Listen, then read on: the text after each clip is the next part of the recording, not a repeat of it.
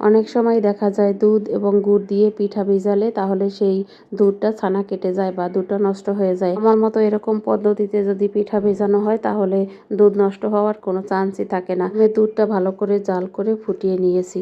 এরপরে আমি গুড়ের মধ্যে অল্প একটু পানি দিয়ে তারপরে গুড়টা একটু জাল করে নিচ্ছি, আর সাথে নারিকেল কোড়া দিয়ে দিচ্ছি বেশ কিছুটা। এখন খুব ভালো করে কিন্তু এই গুড়টা জাল করতে হবে। গুড় যেরকমই হোক না কেন কোনো সমস্যা নাই এই পদ্ধতিতে পিঠা ভেজালে। দুধটা এখন এই পর্যায়ে মোটামুটি বেশ গরম আছে। এখন আমি পিঠার উপরে দিয়ে দিচ্ছি।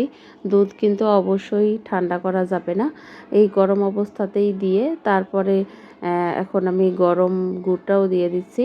এ পর্যায়ে দুধ এবং গুড় দুইটাই কিন্তু মোটামুটি বেশ ভালোই একটু গরম থাকতে হবে। চুলার উপর থেকে নামিয়ে সরাসরি না দিয়ে একটু সময় পরে দিয়ে দিবেন, তাহলে আর কখনোই দুধ ছানা কাটার কোনো চান্সই থাকবে না।